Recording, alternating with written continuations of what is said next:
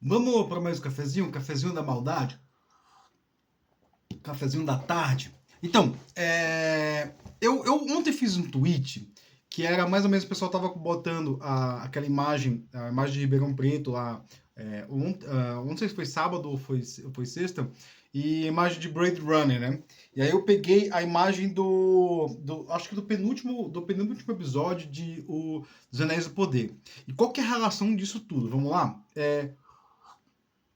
Primeiro, assim, essas imagens mostrando ali queimado, o céu turvo, cara, elas não são por acaso. Elas não são por acaso. Elas, assim, tipo, existe uma relação. E eu falei que eu ia falar de Anéis do Poder, né? Eu já vou começar falando aqui, né? No Anéis do Poder tem uma hora que, quando ele vai construir Mordor, né? Ele taca fogo em tudo, e tem um capítulo inteiro que é sobre. É basicamente o que aconteceu em São Paulo. Né? E tem muita relação entre o que aconteceu em São Paulo e Mordor. Aí você fala assim, cara, o que tem a ver, né? Assim, se você acha que O Senhor dos Anéis é sem ideologia política, você tá errado. E outra coisa, se você quer associar diretamente O Senhor dos Anéis com alguma ideologia política, vai quebrar a cara, né? Primeiro que, assim, o escritor, ele estava envolvido ali com o Tolkien, ele estava envolvido ali com a Segunda Guerra Mundial, né? O livro foi escrito durante a Segunda Guerra Mundial. O filho dele estava na guerra. Ele ele era um veterano de guerra. Ele foi um veterano da Primeira Guerra Mundial. A história dele de vida é bem interessante, inclusive, assim, tipo, ele era sul-africano, ele não era inglês. O pai dele morreu na África do Sul e depois ele voltou a família dele, a mãe dele volta, né? Porque a mãe dele era inglesa, né? Volta para Inglaterra e ele chega lá na Inglaterra pobre, né? E é interessante por quê? Porque assim, o Tolkien ele não vai ter interesse de se associar a ideologias políticas, né? Aí você fala, mas então se você não tem ideologia, você tem uma ideologia.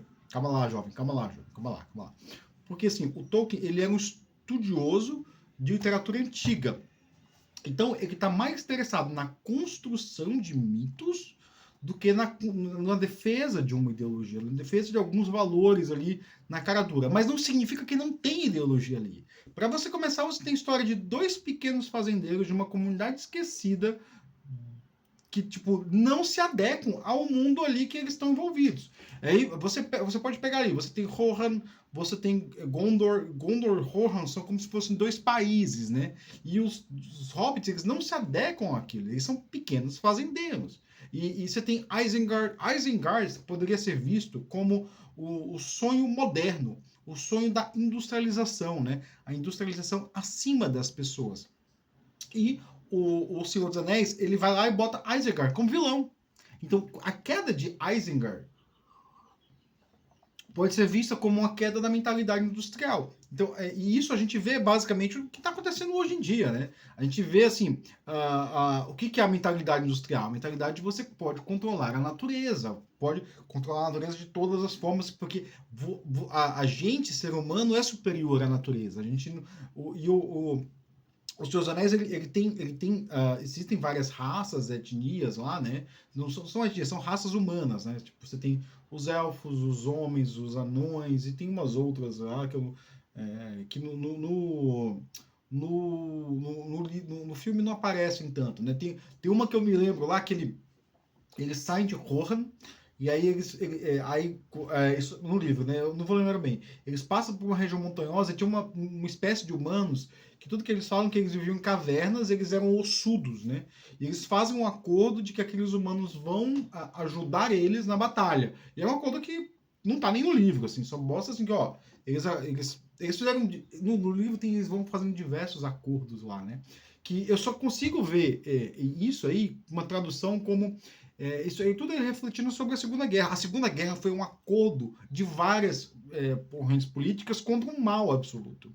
E é engraçado que eu tenho um livro, deve estar aqui em algum lugar, né? Deixa eu ver se está aqui atrás em algum lugar, deve estar por ali. Que é as cartas do Tolkien. E o Tolkien ele era um pacifista, né? Ele fala, tem uma carta que eu achei muito interessante mesmo, assim, que O Tolkien, ele fala que ele é um pacifista, que guerra nenhuma se justifica, ele tá mandando pro filho dele, né? Guerra nenhuma se justifica, blá blá blá, enrola, enrola, enrola. E aí ele bota que o mal está surgindo na Europa. Cara, quando ele bota que o mal está surgindo na Europa, e ele faz um. Ele não cita diretamente, né? Mas ele bota que, ó, esse é o único mal que nós devemos combater. E aí depois ele muda a carta do Thor e fala assim, então você tem que ir pra guerra. Ele meio que tentando forçar o filho dele a ir pra guerra. Porque eu acho até meio contraditória, gata, porque ele começa falando assim, ó, é, ele bota como ele é pacifista, não acredita em guerra, blá blá. Talvez isso seja um pouco das pessoas que vivenciaram a Primeira Guerra. Tem um episódio, aí eu não sei se foi do História FM, que eu achei muito interessante, que conta um pouco do começo da Segunda Guerra, né? Por que a França cai logo de cara e por que tipo, cai tão fácil, né? Cai porque a França foi muito impactada na Primeira Guerra e formou-se uma mentalidade pacifista na França. Então a França meio que não queria de jeito nenhum ir para a guerra, na Segunda Guerra, né? E aí acontece que ela cai, assim, em 2 dias, assim, tipo... na verdade, assim, foi até mais rápido porque os exércitos lá do Coisa Ruim lá, né? Eles pegaram e assim, eles esperavam chegar em Paris tal horário, né? Aí todo mundo foi dormir. E aí quando foi dormir, o que aconteceu? Os caras estavam usando metanfetamina. Então os caras vinham marchando num ritmo alucinado. Então quando os franceses acordaram, Paris já estava tomada. Então foi uma queda assim, tipo... E aí tem aquele filme Dunkirk, que é um filme que eu tinha visto, eu não tinha entendido. E depois que eu tenho um outro livro que eu tenho, chama Vinho e Guerra, que eu acho muito bom. E esse livro Vinho e Guerra, ele meio que conta uma história de como algumas pessoas do lado alemão ajudaram a manter o tesouro francês, que era o vinho, né? Porque assim, depois da Primeira Guerra, a indústria do vinho tinha se reerguido na França. E aí, assim, e eles falam assim, os alemães eram um bando de ignorante, um bando de grosseiros, eles não sabiam nem apreciar vinho. E aí eles contam que vários empresários ou apreciadores de vinho, empresário, para ter um poder político desse, tem que ser empresário, né?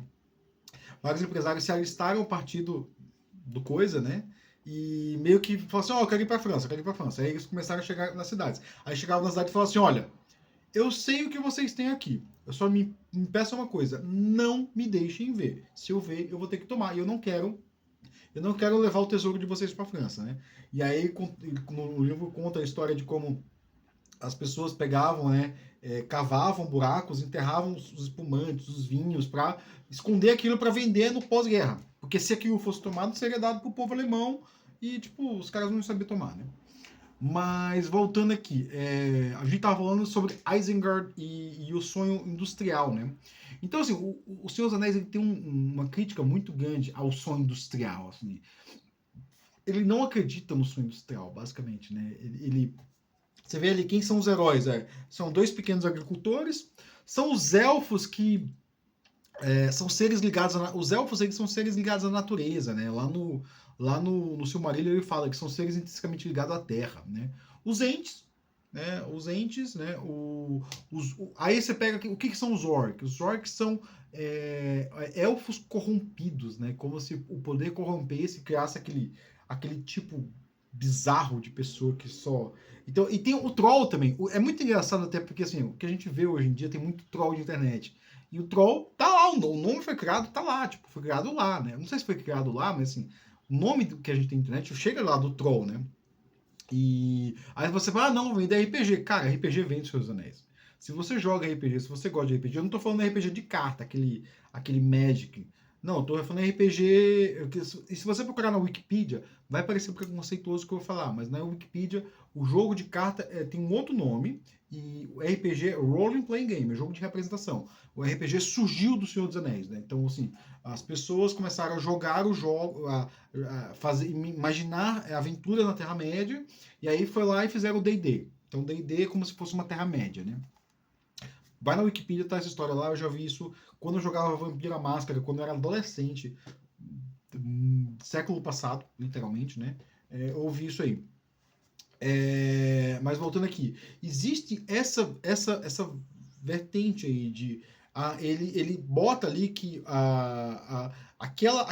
É como se fosse assim, aquela ideologia que existia ali na Alemanha nos anos 30 é uma ideologia extremamente industrial e controladora, que quer controlar a sociedade de diversas formas. E o sonho dela, basicamente, é destruir a natureza. Então, assim, aquela ideologia, a primeira coisa que ela vai fazer é botar fogo em tudo, entendeu? Aquela ideologia vai botar fogo em tudo. A gente vê. E ele pega, ele aponta para um outro lado. Ele bota quatro pequenos agricultores, dois pequenos agricultores, basicamente, salvando tudo, né? E eu fiz um experimento aí, para terminar, né?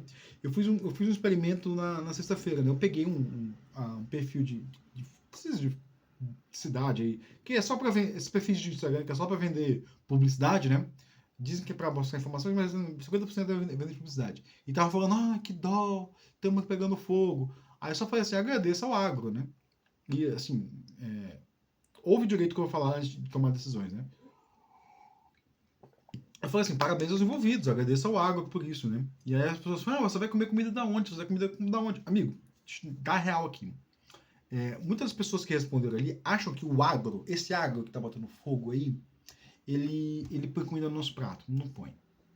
Não põe. Você não come soja. Mas eu uso óleo de soja. Tá, mas tem outros óleos. Muitos outros tipos de óleos. Você pode usar vários outros tipos de óleos. Esse grande agro vai fazer porco na China, para ração de porco na China e para ração de gado nos Estados Unidos. Então esse agro aí, ele tá plantando sabe quando você vai no Texas ali, você vê o americano comendo aquele T-bone? Então, aquele agro, a soja dele vira ração pro gado americano que vira T-bone pro americano. Ou vira ração pro porco, sei lá da onde, que vira porco pra China. Então aquele gado não alimenta, aquela soja não alimenta a gente. Ou a gente tá falando do interior de São Paulo, é cana, tudo aqui é cana. A cana é carro. A gente anda de carro. A pergunta não é se a gente alimenta aquilo, é se existe uma outra forma de se ter, de se fazer agricultura, né? E sim, existe. A tecnologia avançou. E isso eu até falei no preconceito tecnológico, né? A tecnologia avançou, ela viu que os povos tradicionais eram mais inteligentes do que os ocidentais no manejo agrícola. Existem outras formas de se plantar, existem outras formas de produzir. Mas não vai conseguir produzir do jeito que quer, sim. Porque a gente está com um problema muito sério de consumo. A gente acha que pode consumir absurdamente. E o Senhor dos Anéis vai falar de tudo isso.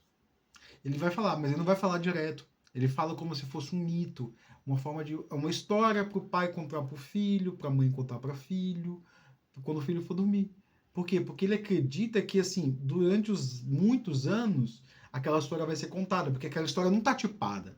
Aquela história não diz que é da Segunda Guerra. Aquela história não fala nada. Aquela história é só uma história, entendeu? Então, é sobre isso, né? E talvez eu fale de Suassuna e Tolkien, porque que eu acho os dois parecidos no próximo. Valeu!